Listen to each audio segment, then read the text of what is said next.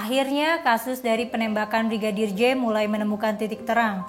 Jenderal Sigit menyatakan bahwa ex-Kadif Propam Polri Irjen Verdi Sambo ditetapkan sebagai tersangka.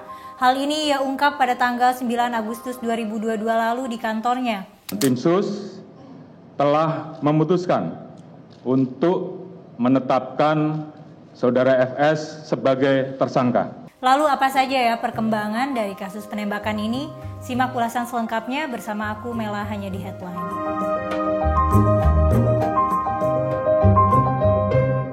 Sebelumnya Polri sudah menetapkan 3 orang tersangka, yaitu Barada 2 Polri Richard Eliezer atau Barada E, Bribka Riki Rizal atau Bribka R, dan Kuat.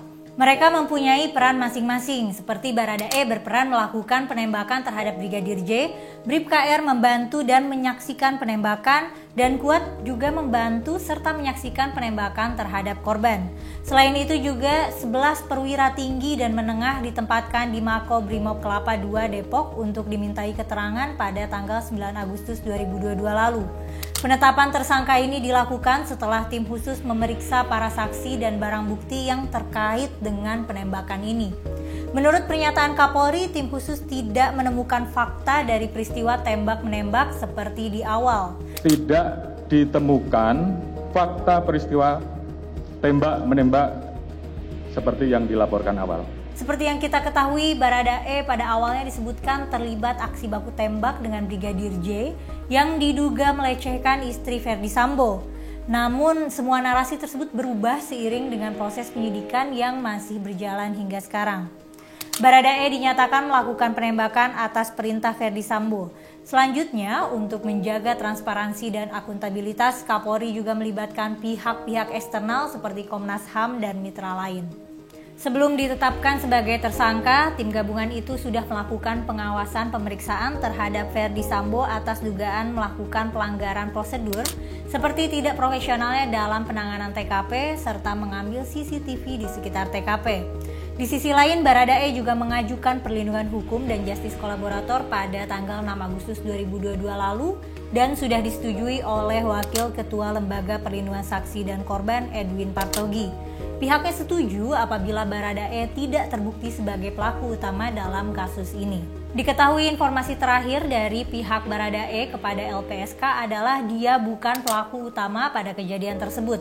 Ia menyatakan bahwa penembakan tersebut dilakukan atas perintah dari atasan. Ada beberapa keuntungan dari berperan sebagai justice kolaborator, seperti pemisahan tempat penahanan atau tempat menjalani pidana antara saksi pelaku dengan tersangka atau terdakwa yang diungkap tindak pidananya.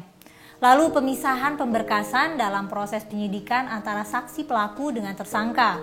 Selain itu, justice kolaborator juga dapat memberikan kesaksian di persidangan tanpa berhadapan langsung dengan terdakwa yang diungkap tindak pidananya. Saksi pelaku juga akan diberi penghargaan seperti keringanan pada penjatuhan hukuman, pemberian remisi tambahan, dan juga hak narapidana lain berdasarkan peraturan yang berlaku. Nah, beberapa narasi yang berbeda dari awal kasus ini cukup membuat bingung masyarakat. Seperti narasi bahwa Barada E dalam kasus ini tadinya disebut membela diri. Namun sekarang Barada E dinyatakan Direktur Tindak Pidana Umum Bareskrim Polri Brigjen Ardirian, ia bukan dalam rangka membela diri saat menembak Brigadir J. Kemudian sekitar 12 Juli 2022 lalu ada narasi dari Kapolres Metro Jakarta Selatan nonaktif Kombes Budi Herdi bahwa Barada E adalah penembak nomor 1 di Resimen Pelopor Brimob. Namun pada saat ini Barada E bukan sosok yang pandai dalam menembak, bahkan baru memegang pistol pada bulan November 2021. Hal ini dinyatakan oleh Ketua LPSK Edwin Partogi. Masih di tanggal yang sama, Barada E disebut Kapolres Metro Jakarta Selatan nonaktif Kombes Budi Herdi masih sebagai saksi dalam kasus penembakan ini. Lalu saat ini Barada E ditetapkan Bareskrim Polri sebagai tersangka penembakan. Pada awalnya juga terdapat narasi dari Kapolres Metro Jakarta Selatan nonaktif Kombes Budi Herdi bahwa Barada E bertugas sebagai ajudan Verdi Sambo. Namun fakta hingga saat ini adalah Barada E hanya sebatas supir dari Verdi Sambo.